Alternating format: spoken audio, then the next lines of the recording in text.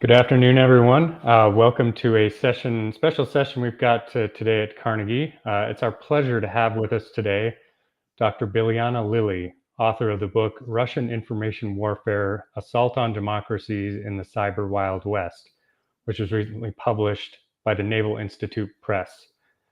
Bilyana is currently the director for Security, Intelligence, and Geostrategy at Krebs Stamos Group, which certainly seems to have an eye for keen political talent, if I do say so myself. Prior to joining KSG, Bilyana worked as a cyber manager at Deloitte and a cyber expert for the RAND Corporation. She also spent time performing research at the Brookings Institution and Oxford University.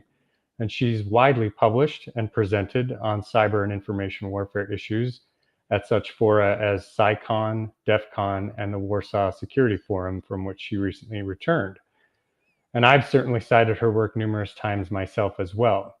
So without further ado, ladies and gentlemen, please welcome Dr. Lilly virtually to Carnegie.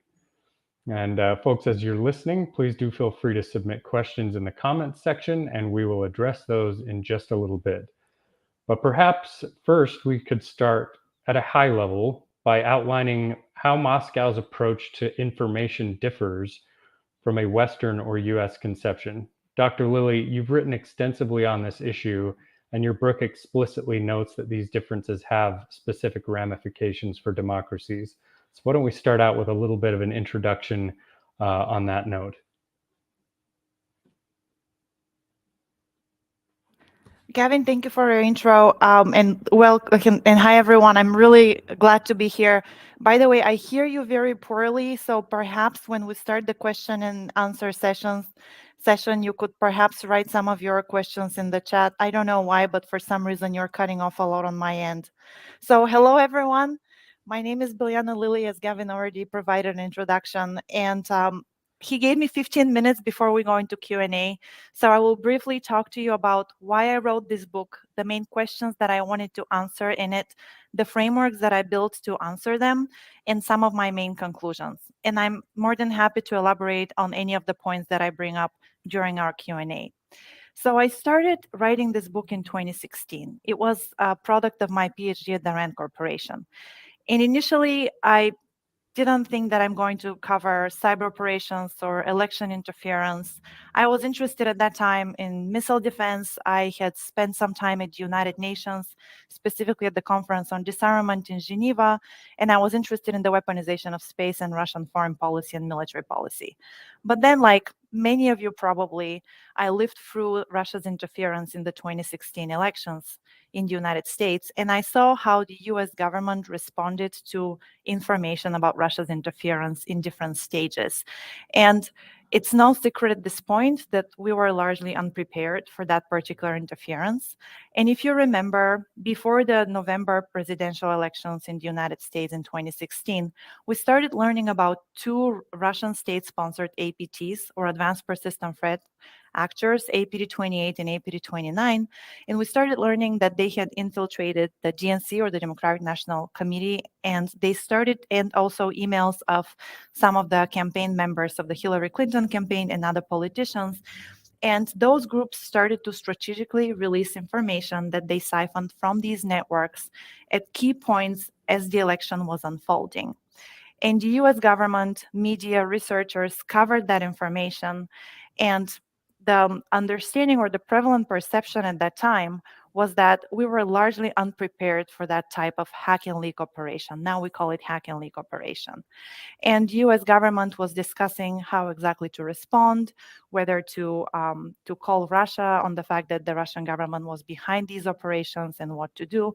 And now we know there were a few meetings that happened as the elections were coming close and close between US representatives and Russian representatives, but we largely were trying to create the roadmap of how we deal with that situation as the situation was unfolding. What was even more interesting to me at that time, as I was sitting in thinking about my PhD in Santa Monica at the Rand Corporation was that after the election, we started learning more and more about the other activities that the Russian government has sponsored at the time that were, now we know, a part of Russia's information warfare campaign. Those included disinformation and the spread of strategic narratives through social media. There was a Russian troll factory in St. Petersburg that was spreading that information through Twitter, Facebook, Reddit, 4chan, and other channels. We also know now that the Russian government actually also sponsored different protests in the United States from Russia for and against different candidates.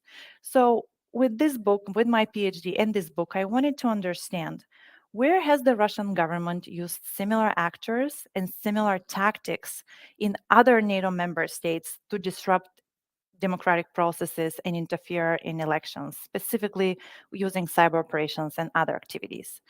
And I wanted to understand that so that I can better build Russia's playbook and help us refine our policies here in the United States. So the next time Russia launches such an operation against our elections or another event that is particularly sensitive or divisive for the US population, we're better prepared to address it and we have better policies to defend ourselves. So the 5 main questions that I posed in my book were, first, I wanted to know, prior to the initiation of certain types of cyber operations, were there any factors or phenomenon that could be associated with the initiation of these particular cyber attacks? And this was important because for the intelligence community folks in the audience, I was trying to find out, can we isolate some warning indicators that we can monitor and that can help us to anticipate certain cyber operations better? So this was my first question. The second was, from all the different election components, what are the ones that the Russian government targets most frequently around in different case studies? And I thought that this was important because any government, including the US government, has limited resources. And I wanted to help allocate those resources more thoughtfully towards the particular targets that are most, or the particular elements of the election infrastructure system that are most often targeted by Russian state-sponsored threats. Then I wanted to know, the most interesting question to me was, how is the Russian government using cyber operations in relation with other information warfare activities in one single campaign? And for that particular purpose, I created a framework called Chaos, and I'll talk about it a little later. And this was important because we hear about so many different activities around one information warfare operation. We hear about protests, assassinations, explosions in different countries, and I cover that in the book as well.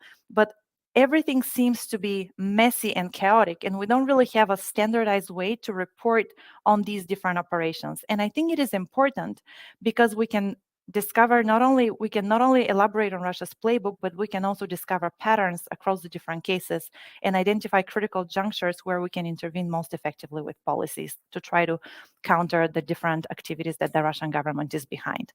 And then the last 2 questions that I wanted to understand or to answer were, first of all, were those policies or were those interference episodes effective from the perspective of the Russian government? Because this will help us to understand, will the Russian government repeat those practices again? Were they effective? Were they beneficial? If you just run a simple cost-benefit analysis, did the Kremlin get the value worth out of this particular engagement or this particular operation? And finally, of course, I wanted to see what policies actually worked in different cases. So to answer all of these questions, I chose 7 case studies. I looked at Russia's interference against the 2016 US elections. I looked at Russia's hack of the Bundestag in Germany in 2015 that was related to Germany's elections in 2017.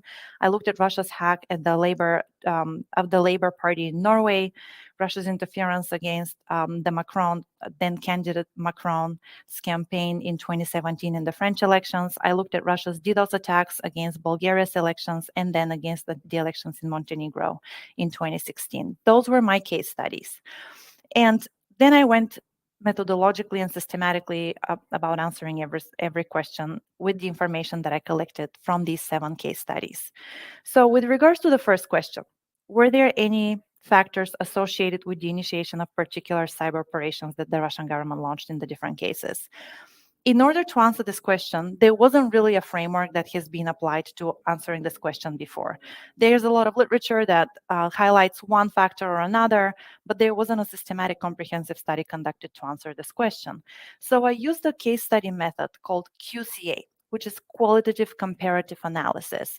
And it's a case study method developed by a sociologist here in California, Charles Ruggin.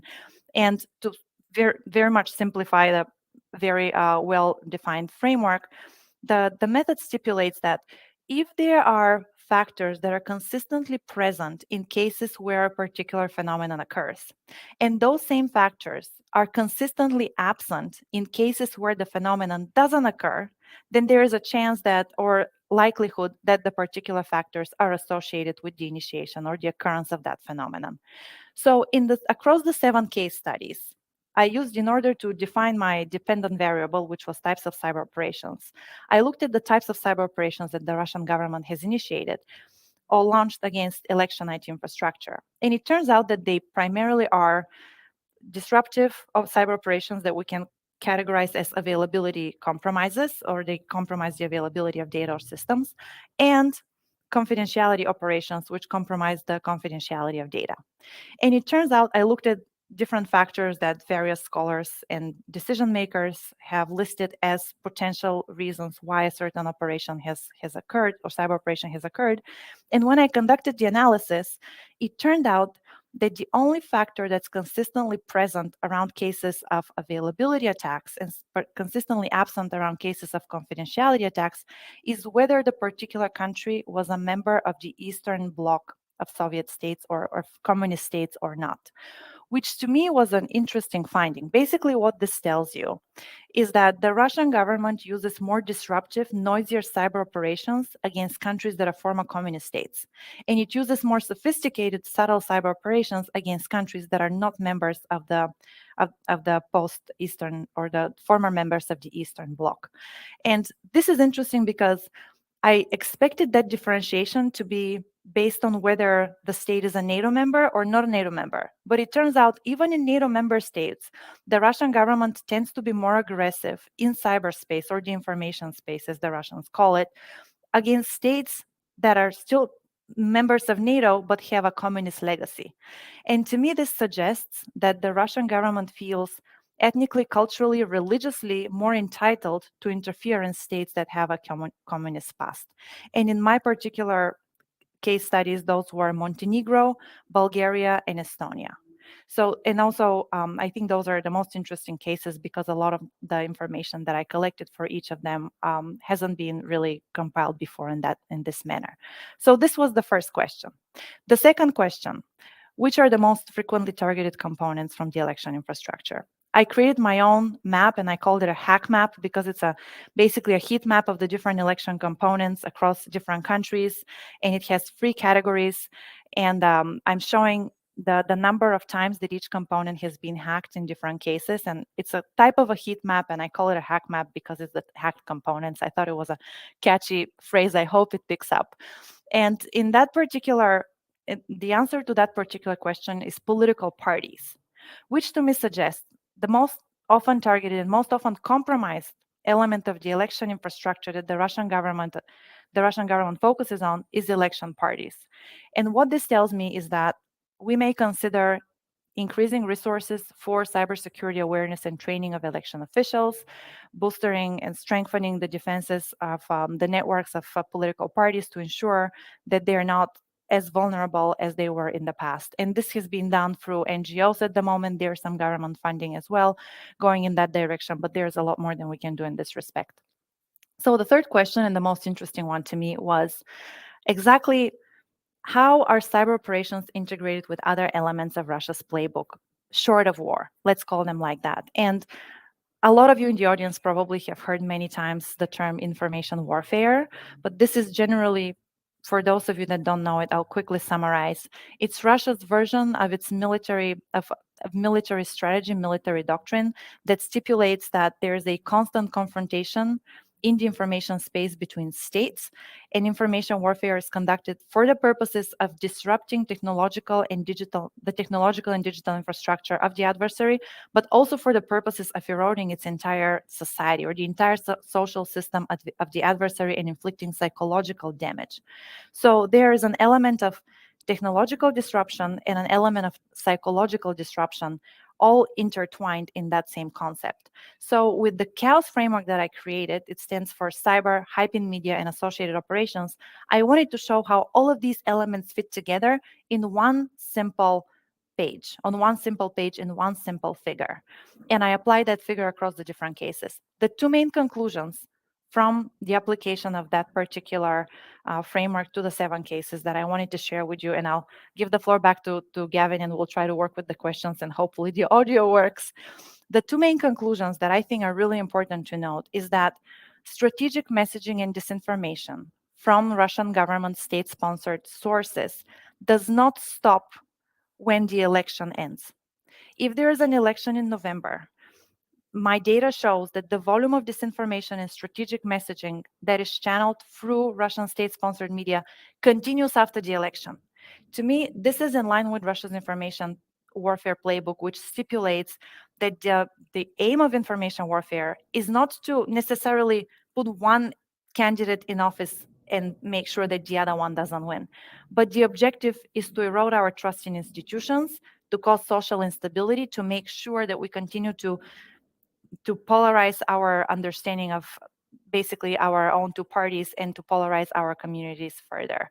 So this suggests that the US government and institutions that are focused on countering information warfare should be particularly vigilant in the period before the election, but also in the period after the election, when, if you remember, in 2016, half of the US population was really angry and shocked with the election results, and people still took to the streets. And in 2016, we have information that the Russian government still sponsored rallies for and against the different candidates after the election was over. To me, this suggests that they were trying to stage insurrection, cause a color revolution in the United States. We can call it in many different ways. But that is a consistent pattern that we have observed in other cases, and that's important to note. The second point from applying CHAOS to the different cases is that the Russian government is not only more aggressive in cyberspace, as I discovered with my first question, but also it's more aggressive in all other domains of information warfare in states that are former members of the Eastern Bloc. In Montenegro, the Russian government tried to stage a coup and assassinate the prime minister of Montenegro just a year before Montenegro became a NATO member. In Bulgaria, which is a country in the EU and in NATO, during the time of Russia's information warfare campaign that I examined, the Russian government was behind explosions in ammunition factories. And the Russian government tried to poison, through GRU officers, Russian military intelligence, tried to poison the same arms dealer twice and failed. And all of these are part of Russia's information warfare campaign that I'm describing. It literally, the Bulgarian chapter reads like an action movie. I strongly recommend it for anyone interested in some entertainment around what the Russians are doing, but also for people trying to understand the level of aggression and brazen behavior that Russian state-sponsored actors are willing to take in countries that are still members of NATO and still members of the EU. And on that point, Gavin, I yield the floor to you and look forward to your questions. Let's see if I can hear you better now if you start speaking. Oh, thank you so much for that overview. And the first question I kind of wanted to ask you touches on these more kinetic type of operations. I found it really fascinating, interesting, and apt that you lump subversive activities like the assassination attempts, in London, Berlin, those types, sabotage operations like those in Bulgaria and Czechia, coup plots as took place in Montenegro.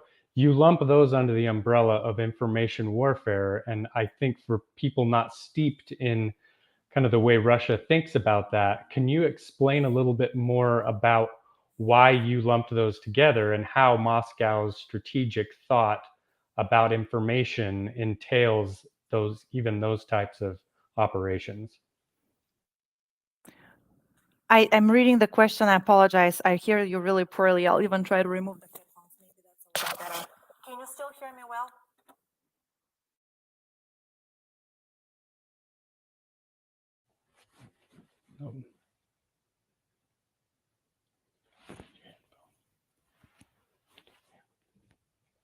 Dr. Lilly, we can't hear you without your headphones.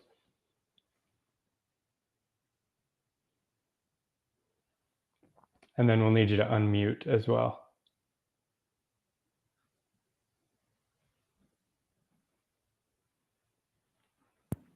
Gavin, can you hear me now? There, we've got you. Yep. Awesome. I apologize. It's No probably worries. something on my end. I have new headphones and we were hoping that this is going to mean better communication, but it's actually the opposite. So you're basically asking about subversive activities like the assassination attempts in London and Berlin and how they're linked to in the umbrella of information warfare. Is that correct? Right. This is a great question. So in some military literature, we know this is military literature specifically from Russian military scholars or Russian writers with military experience who publish in Russian journals that I have referenced for the book and for in my research. They stipulate that they argue that the two main components of information warfare are cyber operations and psychological operations. And this is an oversimplification, but the components of psychological operations include disinformation and strategic messaging. And I call it strategic messaging because this is what one of the Russian military scholars used in his writing. And strategic messaging entails disinformation, but also narratives that are specifically covering Russia's position and not necessarily contain factually inaccurate information, but just one-sided information, more like propaganda. So that's why I use this term. But other scholars also say that if we're just focused on those two elements, we're missing the bigger picture. Because usually when the Russian government has a foreign policy objective, they also include in their approach other activities that they can use in order to further that objective or achieve that objective. And those include the subversive attempts, the assassinations, and other activities. That is why, because there's this debate in the Russian military literature, I didn't say that those particular operations were necessarily a part of the core information warfare campaign, but I call them associated operations. Right. And that is why in the chaos framework, I have C and H standing for cyber operations and disinformation. And the final part of chaos is associated operations, because I still wanted to include them in order to show that Russia's activities are much wider than just cyber operations and disinformation. But I also wanted to make sure that I stay true to Russia's military literature and scholarship that says information warfare is the two main components, disinformation and cyber operations, and the rest is subversive activities, or call them whatever you want. And in order to avoid this conceptual debate but still be comprehensive, I decided to include them as associated operations. I like that. Okay. One of the other questions I had, I like the focus your book puts on democracies and in specific. But one of the most startling contrasts that I found in reading it was between two key democracies, the United States and Norway, and the contrast between how resilient they both were to operations in 2016. Can you kind of describe a little bit more what you found in your research and give us a sense of why you think Norway tended to fare far better against Russian efforts than the United States? Absolutely, Gavin. Thank you for asking this question, because I love the case of Norway. It's when I applied the chaos framework, there's almost no activity that picked up in Norway from the Russian government. And it's my favorite case because they tried and they failed. And I call that chapter even Norway, the place where Sputnik crashed and burned. It's a pun. The Russian scholars in the audience hopefully can appreciate this. What happened in Norway is that the Russian government tried to set up the Russian state-sponsored media Sputnik, and it set it up in Norwegian. It was, I'm not sure how to pronounce it, but it's Sputnik Norge was the version of Sputnik that they set up in Norway. And the particular media survived only for a few months because the Norwegians were making fun of the articles in there. They realized that this was Russian propaganda and they just wouldn't buy it. So the Russians decided to just close it down because it wasn't effective. So I hope at some point in the US we achieve that level of resilience in our societies, and we have that level of understanding and critical thinking and consumption of information. I think some of the reasons that scholars have given as to why Sputnik Nord crushed and burned in Norway is, first of all, the Norwegians are very skeptical consumers of information.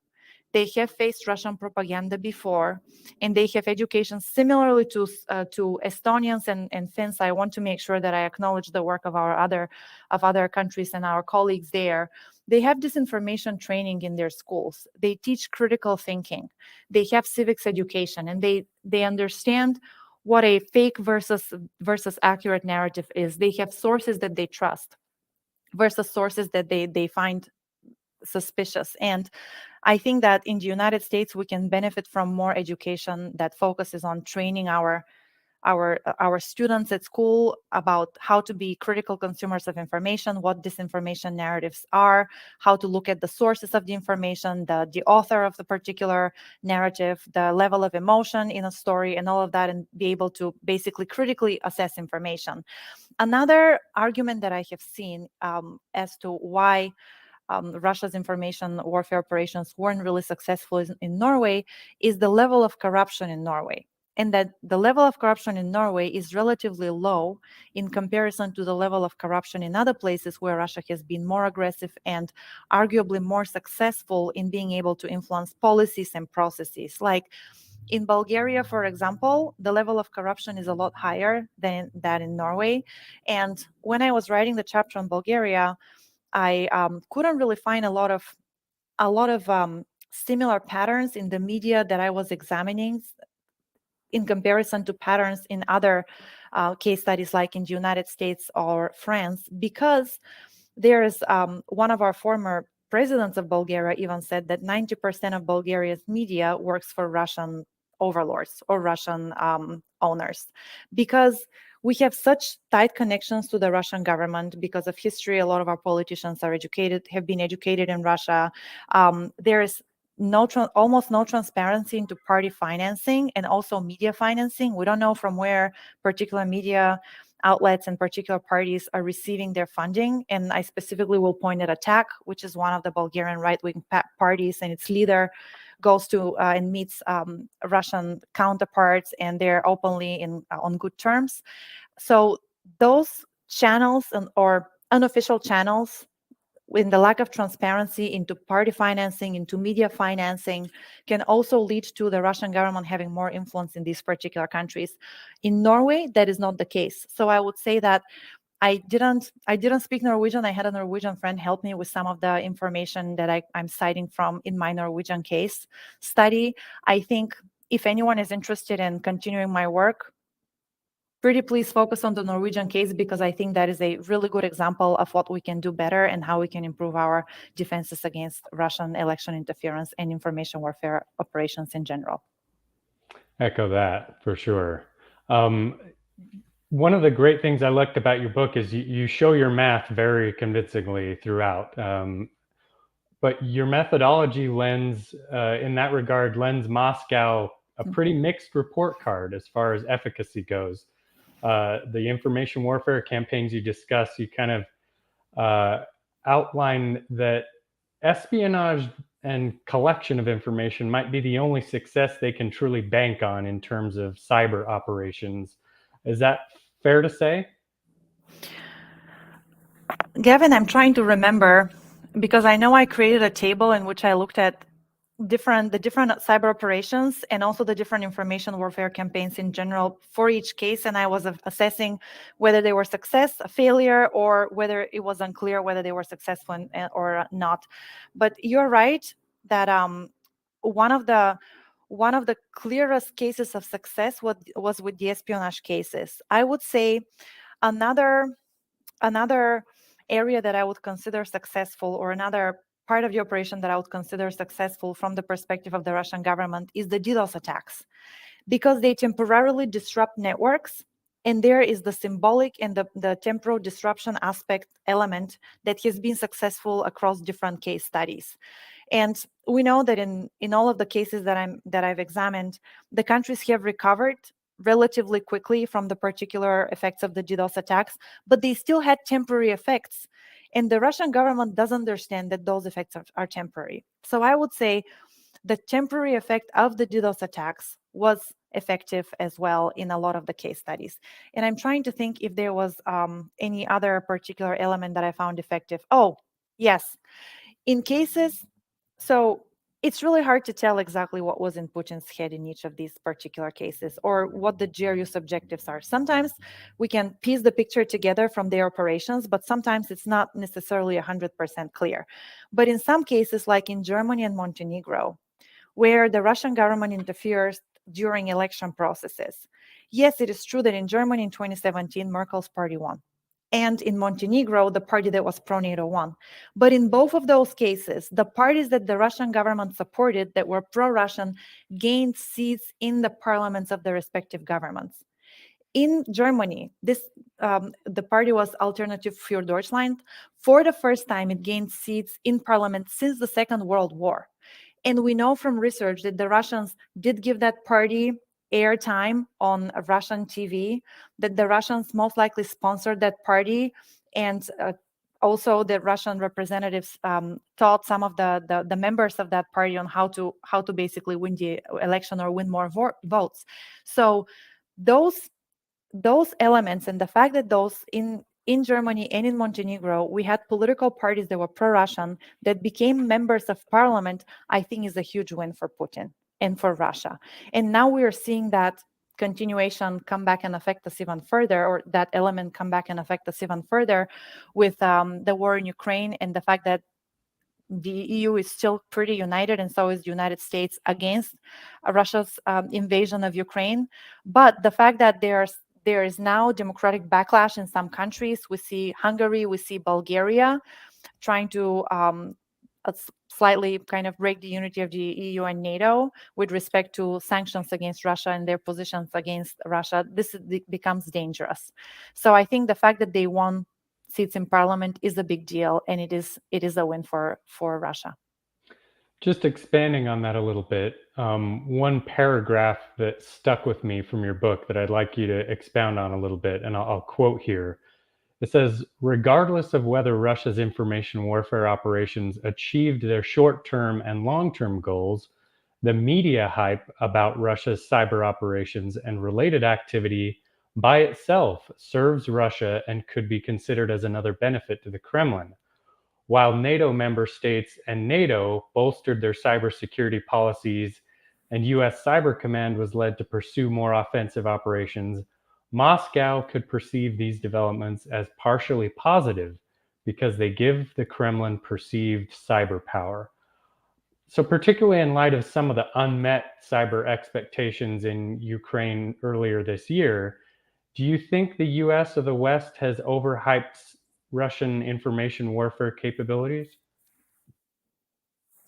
Such a great question. And you didn't tell me those in advance, so I have to think on my feet right now, literally. Have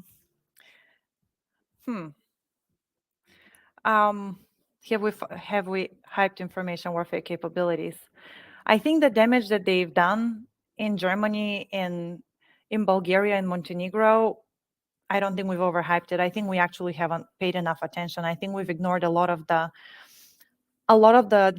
activities that they are conducting, whose effects we're seeing now in Ukraine and other places.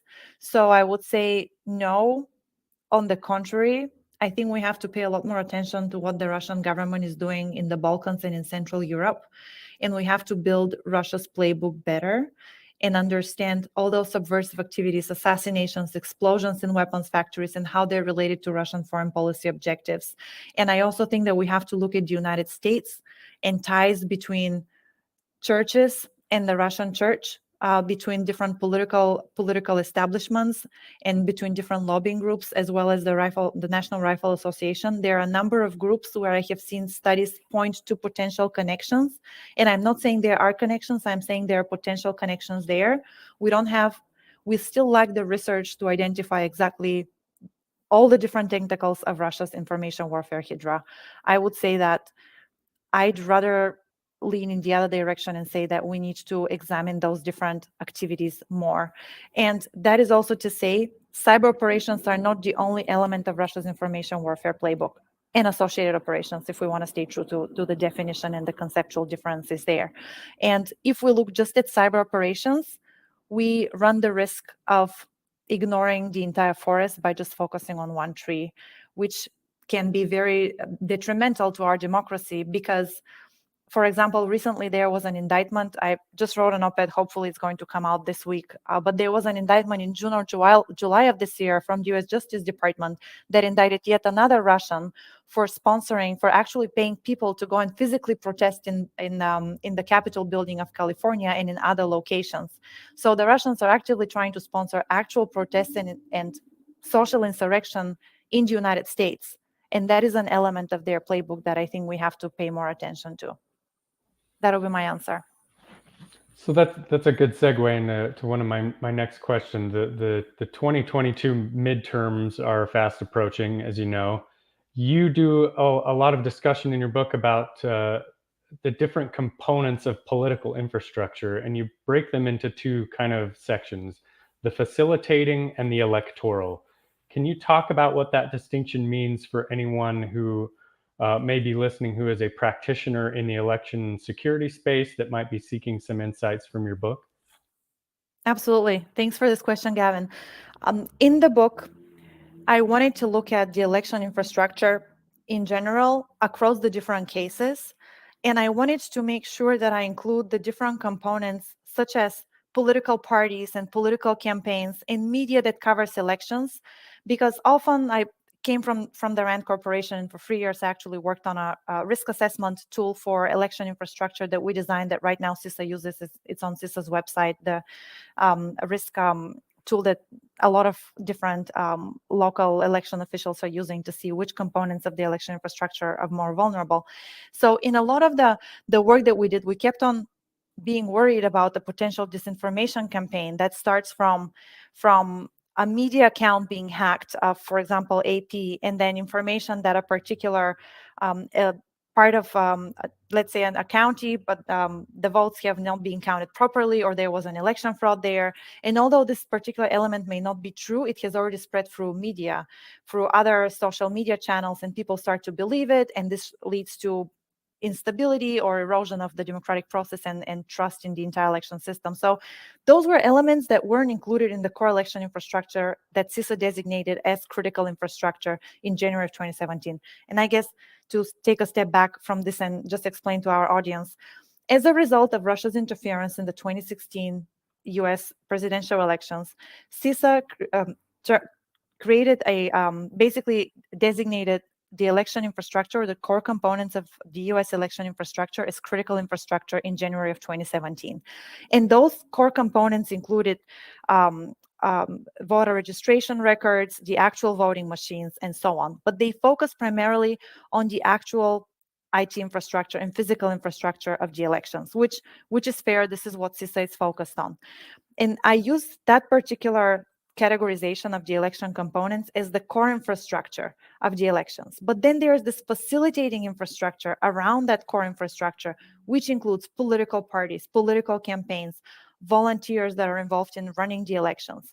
And they can also be vulnerable to Russian interference. And what's more important, in the cases that I looked at, the political parties that weren't included in CISA's core election infrastructure designated as critical infrastructure categorization were the ones that were most targeted. So what this tells me, and what I hope election officials get from this, is that we need to channel more resources towards educating the political parties and making sure that they have decent cyber awareness training, that they're aware of how to use two-factor authentication, that they're aware of what phishing emails are, that they're aware that they could be targets of a Russian state-sponsored campaign against the entire election. So I think those are the important elements we should take into account here. And also, another conclusion from my research is that those parties start to get targeted months in advance before an election, about a year in advance. So if we want to make sure that our parties are prepared and we enhance our defenses against the potential Russian hack against the political parties, we have to make sure that we train election officials and party officials about a year in advance of an election, which probably in the case of the United States will mean we constantly train them because every 2 years we have an election. So I would go on the safe side and say we have to invest more in cybersecurity awareness and training for political parties. Roger that. No, that's great insight. One of the other thing that fascinated me as a kind of Russian nerd reading your book is you cite a number of prominent thinkers and from Russian military space, in particular on Russian information warfare. Certainly for most people, General Gerasimov, the chief of the general staff, is familiar. But from your perspective, from a lot of the work for this book and other work that you've done, are there other personas or personalities within Moscow that we should be keeping an eye on or reading about that have informed the Kremlin's approach to information warfare? Yes, absolutely. And I'm looking back because I have on my shelf right there. I don't know if you can see it. It's probably too small. One of my favorite books is by Popov and Hamzatov. It's called Voyna Budushevo. And I have been in Russian military conferences with literally with Russian military officers, including General Chvarkov. The photo is right here in front of me, actually. He was second in command of the General Staff's Academy until a year ago. I'm not sure exactly where he is right now. But I have seen him and about 20 other military officers in a room talk about Russia's modern version of warfare, discussing information warfare. And in that meeting, the moment Popov walks in, everyone stands on command. So I would read anything that Popov has written, and especially that book that's right there on my shelf. I think I may even have it in an electronic format. If anyone wants it, I can send it after our talk. This is one scholar that I think the Russians pay attention to. In my chapter on information warfare, I reference quite a few. Bogdanov, of course, is always someone to pay attention to. Gavin, you probably have a lot more also names in mind, but I do have a few others that I have referenced. Throughout in my chapter, I made sure to reference every single thing that I read, and literally in my bibliography, if you open it, there's the list of the scholars that I think we should be paying attention to as well. But I will definitely highlight Popov and Hamzatov and Popov especially as the top one. Oh, thank you. I'm looking forward to looking into those as well. Right now, I'm going to turn to some audience questions just to make sure we leave some time for those. The first one, which is from a person named Sabhav Kumar, who wanted to know your kind of view of the Western way of information warfare, particularly, I think, with the context of the war in Ukraine. How the West can, should, does affect thinking and affect narratives across the world. Are there perhaps do's and don'ts that the West and the US in particular ought to think about as far as the way they conceptualize this problem? Basically, information warfare is being done by the Western media to change the direction of war narratives. I think first, it seems that is I think Russian narratives of the war are pretty effective in some countries, or not in countries, but specifically among some populations. And not so much in Ukraine, as we can see, the Ukrainian government is pushing hard against the Russians and winning more and more territory, which I hope continues. And we have there have been several agencies that were established specifically to target disinformation narratives, and we also have NAFO, which is absolutely awesome. I hope someone asks me about them as well. But I think in the West there are certain groups that are more susceptible to the Russian narrative than others, and I would say that the Russian government certainly is managing to change some of the perspective of different populations, and specifically those populations. Those are also the same populations that would be more susceptible to different narratives related to, or different conspiracy theories related to the COVID vaccines or COVID in general. So I would look at those populations as being particularly vulnerable.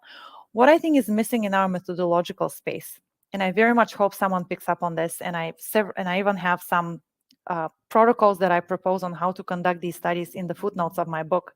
I think we're still missing a really robust methodological study that assesses how exactly disinformation narratives and different disinformation narratives affect different populations. Do they change?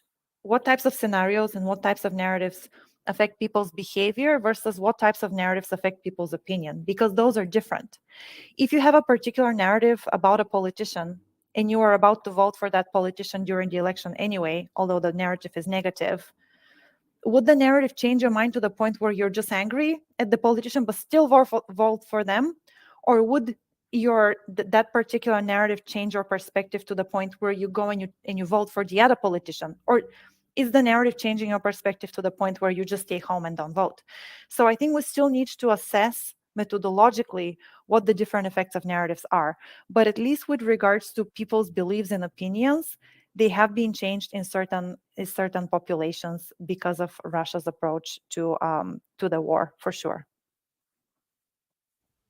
Excellent, thank you. The next question we had was whether you've come across any specific Russian disinformation operations in the biological, biotech, or science space.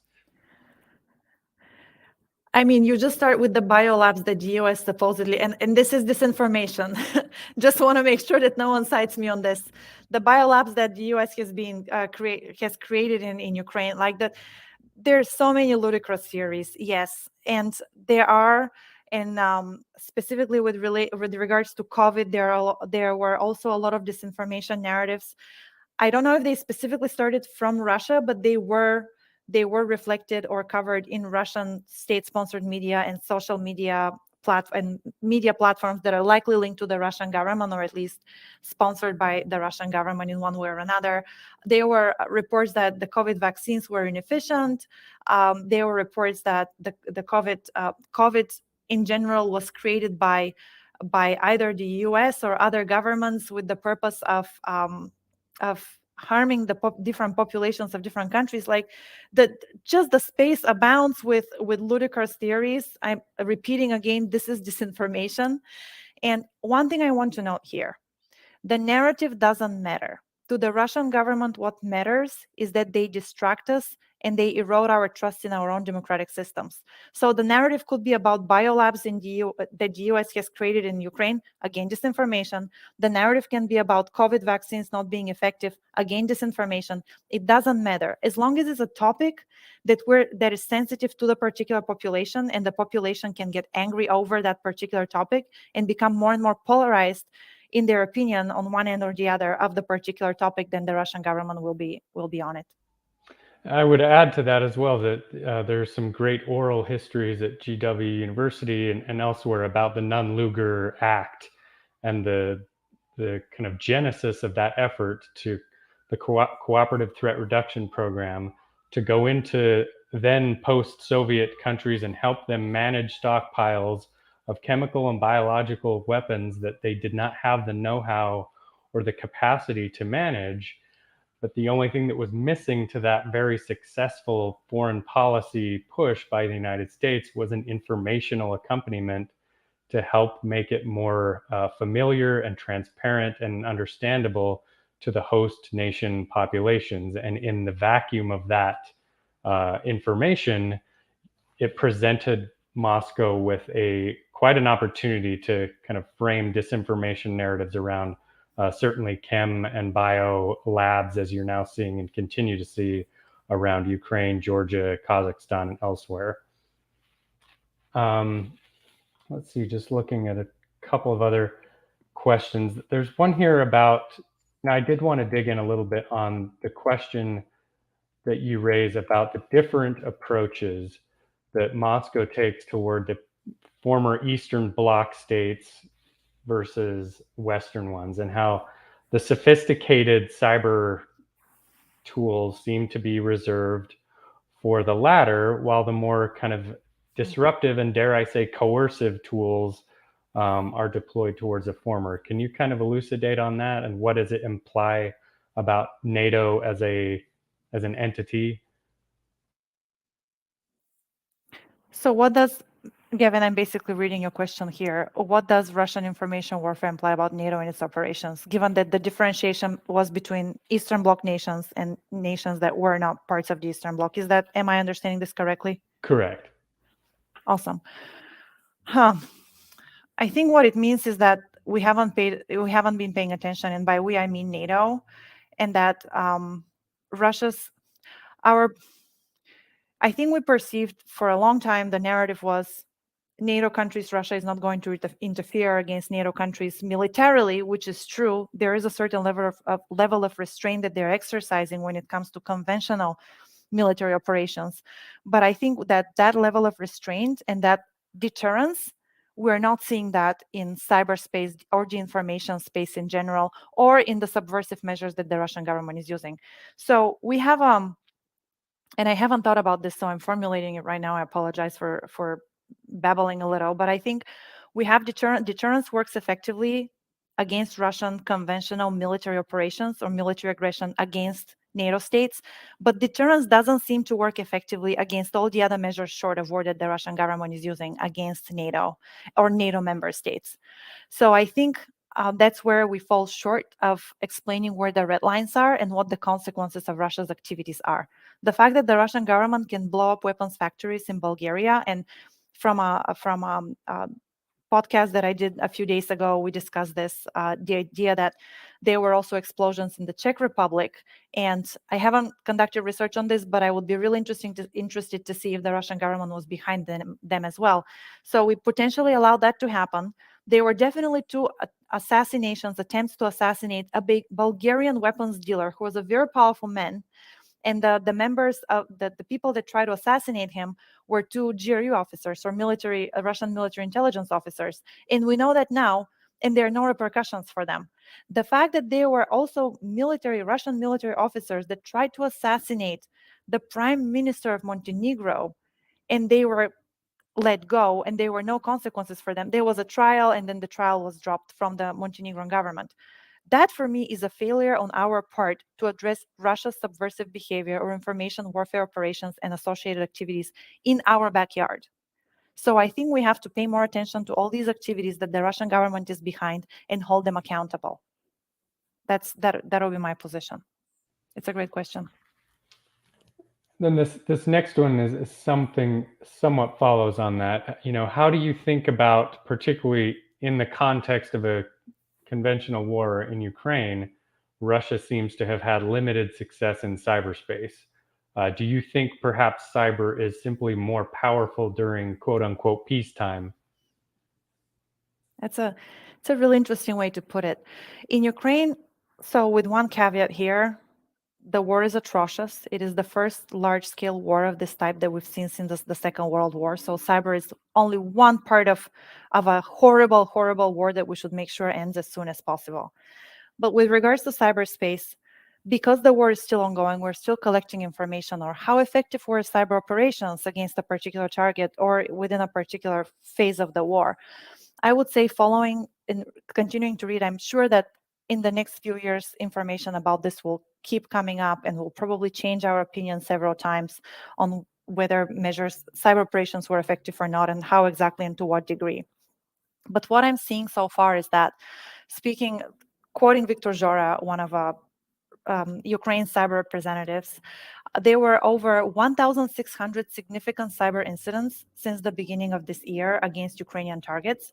So Ukrainian networks have been heavily targeted by all sorts of Russian state and non-state actors with a variety of cyber operations. We have espionage campaigns. We have a lot of disruptive and destructive operations. We have DDoS attacks being used against banks and government infrastructure in the beginning of the war, especially. We have Wiper malware being used a lot, and a lot of new variants of the Wiper malware families used against different Ukrainian targets. So in a lot of cases, I would say we have some cases where we are zooming in on the particular attack and analyzing it better, like, for example, the use of the Wiper in Destroyer 2, with which the Russian government likely tried to turn off the light for about 2 million Ukrainians, but they failed. And I think in a lot of those cases, we'll still learn about other cases, because the information, it's still an ongoing battlefield. It's still a battlefield. The information that we're collecting is still very partial and patchy, and we'll collect a lot more, I think, in the next few months, in the next few years. But I would say the fact that the Ukrainian government has been fighting a war with Russia since at least 2014, since the annexation of Crimea, was very important, because the Ukrainian government was prepared for a lot of what was to come.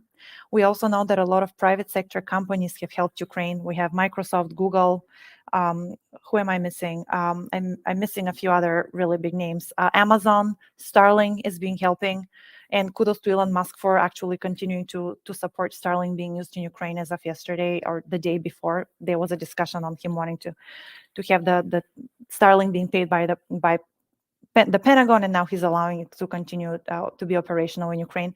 Those are huge game changers for Ukraine, and they have helped a lot. They have helped the Ukrainian government to be able to sustain the cyber onslaught or the level of cyber onslaught that they've experienced from the Russian government. I would say whether it's more effective or more powerful in peace times, I think it really depends, and I'm sorry that I can be more concrete here, but I think it really depends on the particular case. And we have become better in the West, better at anticipating the cyber operations that the Russian government is launching against us, but we still have a lot of vulnerabilities.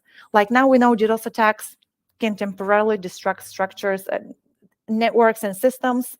That's okay, we can recover.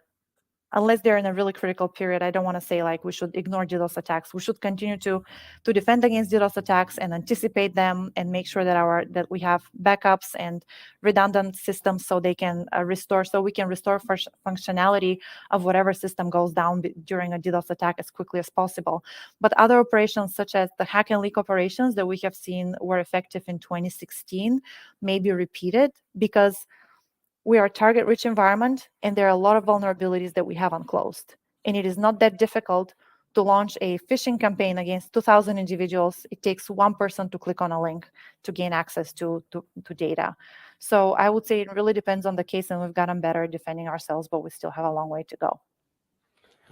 And maybe kind of last question on that score. I mean, for democracies in particular, what are the best tools that we have against this kind of interference, disinformation campaigns, electoral interference? Are democracies in some way simply limited to adapting to a more hostile information environment? Is that part of the playbook that we have to kind of think about? So I think we have to train our population. There are so many layers of defense against disinformation. I think we're not really limited to adapting to that information environment. I think we just haven't had enough experience with it. Finland, Estonia, Norway, they've had plenty of experience with the Russian threat, and they were better prepared to handle some of the disinformation narratives that were spread through their networks, better than us. Even France in 2017, the French election that I covered was a failure for the Russians in many ways. And specifically, they tried to replicate the hack and leak operation from the 2016 US elections, and they try to do the same in France, but the effects weren't as significant. And I would say that demonstrates that the French population was better prepared. So there are many ways in which we could address disinformation. I think Twitter, Facebook, and other social media platforms are doing a great job. They have done a lot since 2016. They're recognizing David Agranovich is taking down accounts from Meta, fake accounts. We have now reports about Russian associated and Chinese associated fake accounts that have been taken down from their platforms. They continue to monitor that. Twitter is also has done immense progress with regards to recognizing particular tweets that come from Russian state-sponsored media and flagging those different tweets. We have Google downgrading some of the narratives and so on, downrating some of the narratives and so on. So on the media side, I think there's a lot more to be done, of course, but the different platforms are helping to try to tackle different disinformation campaigns through the technical means that they have. The biggest, I think, vulnerability that we still have and we still have to work on is our own minds and our own ability to be critical consumers of information. This is where we fall short, and this can be fixed with education and with awareness campaigns and with teaching starting from kindergarten like the Estonians do, and trying to teach our children about how to be critical consumers of information. Well, Dr. Lilly, both personally and for from Carnegie as an institution, we want to thank you so much for your time, for the insights, the rich insights and reference material as well that your book contains. Encourage everyone to pick up a copy wherever they can. Thank you so much for the work that you do, and we look forward to touching base with you again sometime in the future. Thanks everyone for joining.